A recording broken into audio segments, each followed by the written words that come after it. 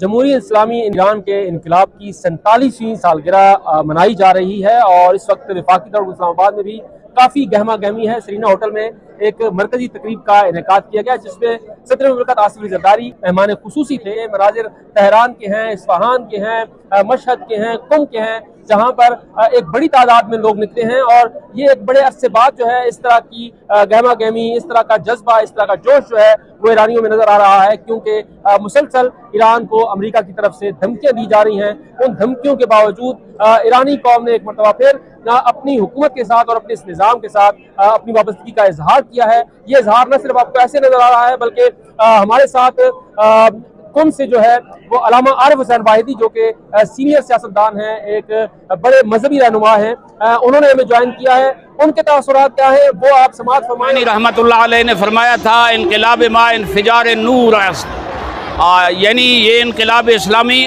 नूर का एक धमाका है जिसने पूरी दुनिया में जालिमों के खिलाफ, साम्राज्य कुव्वतों के खिलाफ एक मजबूत पैगाम दिया है।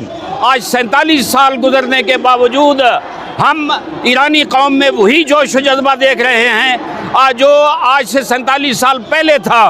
आज जब लोगों ने ये एहसास किया कि आलमी कुव्वतें इस इनकलाब खिलाफ साजिशें कर रही हैं, तो आज इनकलाब की सालगिरह 11 फरवरी पे लब्बैक या खुमैनी और लब्बैक या खामनई कहते हुए बाहर निकले।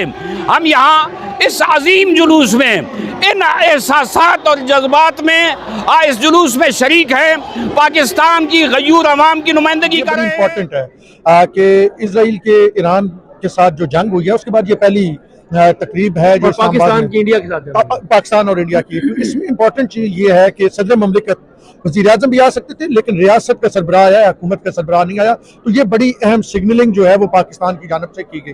फिर उसके बाद हमने देखा कि इस साइड पे एम्बेसडर बैठे थे, तो वहां पे हमें अजरबैजान का एम्बेसडर नजर आया जो बड़ी सिग्निफिकेंटली इंपॉर्टेंट है। भारत का कोई हमें एम्बेसी से मैंने जो देखा है मुझे कोई बात नहीं, क्योंकि हम फेमिलियर होते हैं, फॉरेन ऑफिस कवर करते हैं, एम्बेसियों में जाते हैं, एम्बेसी के लोग वो जो रिप्रेजेंट करते हैं उनके साथ उनको हम बाय फेस जानते हैं। तो भारतीय एम्बेसी के एक शख्स का भी ना होना, अजरबैजान के एम्बेसी से रिप्रेजेंटेशन होना और पाकिस्तान के सदर ममलिकत का आना, ये आपस में तमाम एक गहरा कनेक्शन रखते हैं। और जो मेरे ख्याल में अकल वालों की हमारे मौके पे पाकिस्तान की जब जंग हुई इंडिया के साथ, लोगों की तरफ से बड़ी बातें आई, ठीक है, लेकिन दुनिया ने देखा कि हमने उस जंग को कैसे जीता और कैसे मनाया।